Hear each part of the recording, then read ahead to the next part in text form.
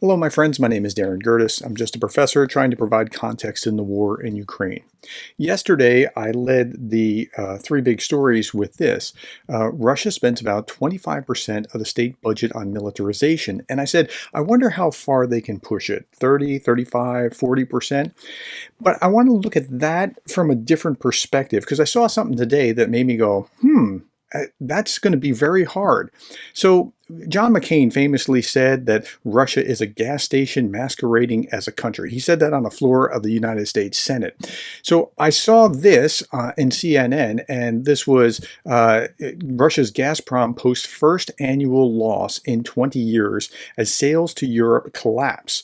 Okay, so the Kremlin-owned gas giant Gazprom plunged to a net loss of 629 billion rubles, that's about $7 billion US dollars, in 2023. Its first annual loss in more than 20 years. Analysts had expected a net income of 4.4 billion rubles, or about $5 billion.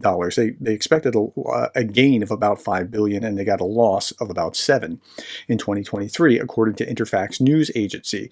The company made a net profit of 1.2 trillion, that's 13 billion rubles in 2022, the year that Russia launched its full-scale invasion. Okay, so why does this matter? It matters a great deal, and here's why. Okay, if you just look at Russia's oil and gas industry, accounted for 16% of the country's gross domestic product, GDP. That's everything that it produces. It's about 16% of everything, right? Maybe 17 in a good year, but 16 to 17%. Okay, that's oil and gas. Now, if we look at this, we see just oil. Before the war, oil revenues consisted of 30 to 35% of the total Russian budget. Now, the budget is not GDP. The budget is what funds the government, and that's different than total GDP. If there's everything, then the budget is a small fraction of everything, but 30 to 35% of total Russian budget, okay, that's just oil. And then if we look at gas, revenues from oil and gas industry account for between 30 to 50% of Russia's total federal budget revenues over the past decade. So upwards of 20% of the budget potentially is accounted for. Now, that's not GDP, that's the budget, is accounted for by oil and by gas.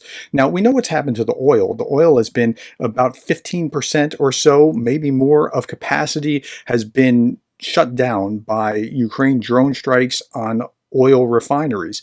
So that's having an impact on the oil side, but on the gas side. So I saw this today. This was Joe Blogg's Russian gas monopoly, Gazprom collapses. Now, he backs everything that he says with facts. So we're going to watch just a minute or two of this, and it's maybe 3 minutes, and it's really interesting. I'll link the rest of it below, but just hear what he has to say about Gazprom. Hi, welcome back to Joe Blogs. In today's episode, I want to talk to you about what's happening in the Russian economy, and specifically to talk about the business that was previously the largest company in the whole of Russia, Gazprom. Now, Gazprom started out life as a state-owned entity, and it was given the sole contract for exporting natural gas all around the world. And Russia has the largest natural gas supplies out of any country globally. And over the last 30 years, demand for natural gas has increased exponentially as many countries moved away from generating electricity using coal to using natural gas-fired power stations. And natural gas generates around 50% of the carbon dioxide emissions produced by coal. So this was seen as being an environmentally friendly way of producing large amounts of electricity. But unfortunately, from Gazprom's point of view, Russia's decision to invade Ukraine has been hugely detrimental for its business, because before the invasion of Ukraine, Gazprom was just a money tree, making it rain. They were just raking it in. The pipeline was doing great, and then they invaded Ukraine. And listen to this. The majority of countries in Europe have decided that they no longer want to buy any Russian gas. And this represents a major problem from Gazprom's point of view, because it is much more difficult to be able to turn around and start supplying large amounts of gas to China and India in the same way as Russia has done with oil, because natural gas isn't something that you can just load onto a ship and transport over the ocean. In order to do that, you have to convert it into a liquefied form, and you And this is why they had pipelines for gas as opposed to converting into liquefied natural gas and then reconverting it on the other side. need a huge plant to be able to do that, which costs tens of billions of dollars to make. So, from Gazprom's point of view, what's happened over the last 2 years is that they've lost all of their customers and they're finding it extremely difficult to be able to replace them all. And the result... Now, why don't they have customers? Because the gas is closer to Europe. They're piping it into Europe. They don't have a way to pipe it down into China and other places. At least not yet, they don't. And it'll take years for them to build in that kind of infrastructure, or they have to convert it to liquefied natural gas and ship it and have conversions and places for the liquefied natural gas on the other side of that. And that will take years. Results for 2023 have now been announced, and Gazprom has reported a loss of $7 billion. And this compares to a profit of $31 billion that Gazprom reported in 2021, which was the last year that was completely unaffected by the invasion of Ukraine. So we are talking about a net turnaround of $38 billion here. That is a huge amount of capital. So in today's video, we'll go through the details as to what's happened with Gazprom. We'll have a look.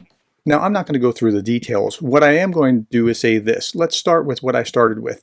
So the Russian economy, they're spending about 25% of the state budget on militarization. How far that can that go? But how far that can go is being interfered with by loss of oil because of Ukrainian drones, loss of gas profit because they can't actually sell it anywhere. And so that's having a real significant impact on their budget. Now, I'm going to link this video below if you want to watch the whole. But think about this. The largest natural gas company, one of the largest companies in all of Russia, is taking a net loss of $7 billion. That means there's no tax on that. That means they're not, and a third of the shares of Gazprom are directly from the state, and so they're losing the tax. They're losing the shares value of that. It's bad. On top of the drone strike. So the budget in Russia is taking a pretty significant hit. And that's what I wanted to explain here. It's more than just how far can the 25% push up. It's 25% to 30 to 35 or whatever percent is going to be in the budget for the military. But in a shrinking budget, that's going to be even more difficult. And I think that's the big story here. Okay, tell me what you think about this. What am I missing? What am I not seeing? You'll see things that maybe I don't see, but I think you ought to understand that that's where Russia is. They're being squeezed from both ends because they have to produce more and they have to bring more soldiers in order to keep the war going, but they are also losing revenue at the same time. And the more oil refineries that Ukraine continues to strike, the more difficult it will be to sustain that budget. Okay, thank you, my friends. Thank you for the likes, the shares, the subscribes, and the coffees. And thank you for being the kind of person that cares about Ukraine.